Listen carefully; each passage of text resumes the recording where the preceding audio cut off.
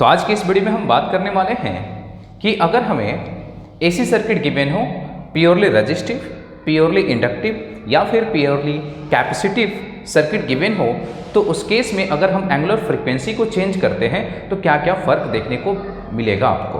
तो देखते हैं। पहले मैं एक टेबल फॉर्म करता हूं। तो देखो ये टेबल, तो यहां से आप देख सकते हैं कि अगर प्योरली रेजिस्टिव सर्किट है तो फेज फैक्टर जो होगा यानी वोल्टेज और करंट के बीच जो फेज डिफरेंस होता है वो जीरो होता है ना, 0 डिग्री। तो फाई इक्वल टू 0 डिग्री। और इस केस में जो टोटल रेजिस्टेंस है प्योरली रेजिस्टिव है तो R, और यहाँ पे I equal to I naught sine omega t. Then अगर प्योरली इंडक्टिव सर्किट की अगर हम बात करें तो उसमें -π/2 फेज डिफरेंस होता है, यानी वोल्टेज और करंट के बीच जो फेज डिफरेंस होगा वो -π/2 होगा। इस केस में आपको ये ध्यान रखना होगा कि यहाँ पे जो करंट है वो लैग करता है कितने से, -π/2 से।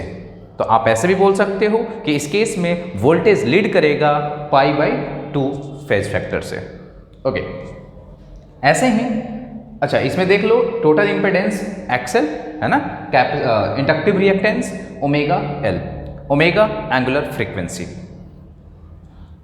प्योरली कैपेसिटिव सर्किट अगर है तो यहाँ पे जो फेज डिफरेंस होगा π/2। एक बात हमेशा ध्यान रखना है, यहाँ जो भी मैंने लिया है ये करंट के रिस्पेक्ट में हमने बात करी है कि यहाँ पे जो करंट है ना लैग कर रहा है, यहाँ पे करंट आपका लीड करेगा π/2 से। और इस केस में जो टोटल इंपेडेंस होगा वो 1 में omega C, XC capacitive reactance.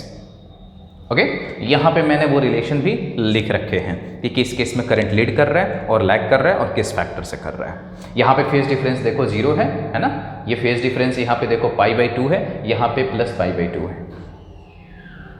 अब सवाल मेरा ये नहीं था है ना, ये तो मैंने बस आपको रिकॉल करने के लिए बताया। मेरा क्वेश्चन ये था कि अगर एंगुलर फ्रीक्वेंसी को चेंज करेंगे तो फिर उस सर्किट में करंट पे क्या फर्क पड़ेगा।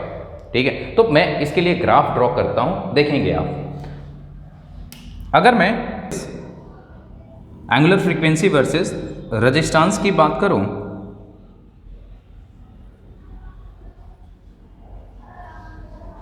तो आप देखेंगे प्योरली रेजिस्टिव सर्किट के लिए ये ग्राफ आपका स्ट्रेट जाएगा जब सर्किट क्या हो, प्योरली रेजिस्टिव हो।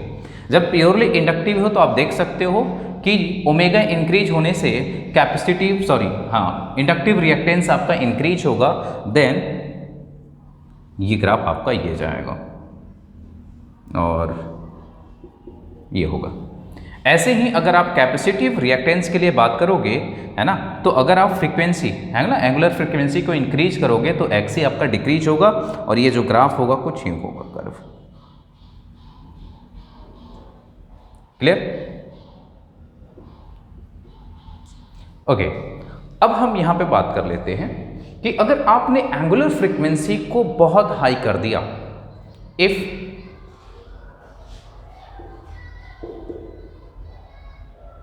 ओमेगा इज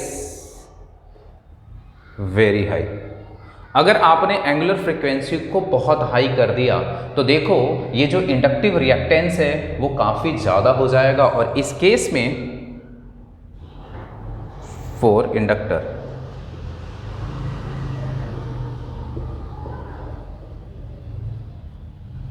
सर्किट से कोई भी करंट फ्लो नहीं होगा, यानी ये एज अ ओपन सर्किट। और अगर आप बात करोगे XC है ना, तो इस केस में अगर इसकी वैल्यू बहुत हाई कर दी आपने है ना, ओमेगा की वैल्यू बहुत हाई करी तो ओवरऑल ये जो वैल्यू आएगी वो 0 के नियरली आएगी, यानी कैपेसिटिव रिएक्टेंस जो होगा वो बहुत ही कम हो जाएगा। तो फॉर कैपेसिटर है ना शॉर्ट सर्किट वाला केस हो जाएगा। रीजन क्योंकि यहाँ पे जो रेजिस्टेंस होगा कैपेसिटिव रिएक्टेंस होगा वो बहुत ही कम हो गया, तो as a short circuit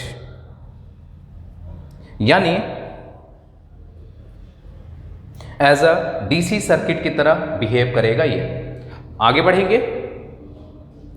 if omega is very low, अगर हमने एंगुलर फ्रीक्वेंसी को बहुत ही कम कर दिया, देन इस केस में देखेंगे ये वैल्यू जो होगी बहुत ही कम हो जाएगी। तो फॉर इंडक्टर, अगर हम इंडक्टर की बात करें तो ये भी एज अ डीसी सोर्स, खुद देख सकते हो, अगर इसकी वैल्यू बहुत ही कम हमने कर दी, और कम करने का मतलब अगर जीरो कर दिया है ना, प्रैक्टिकली ऐसा पॉसिबल नहीं है, बट अगर हमने इसको जीरो कर दिया तो ये ओवरऑल प्योरली इंडक्टिव रिएक्टेंस जो होगा, प्योरली इंडक्टिव रजिस्टर सर्किट का जो इंडक्टेंस होगा वो क्या हो जाएगा, जीरो। देन उस केस में एज अ डीसी सर्किट काम करेगा, ठीक है।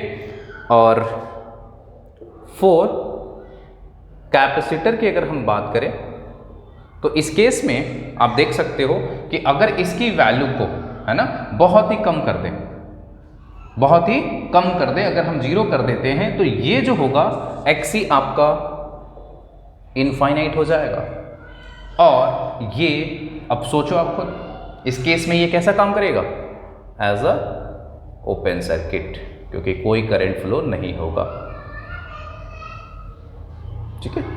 तो आपको ये बेसिक अंडरस्टैंडिंग को अच्छा रखना है, क्योंकि यहाँ से ऑब्जेक्टिव क्वेश्चन डेफिनेटली बनने के चांसेस बहुत ज़्यादा हैं, ठीक है।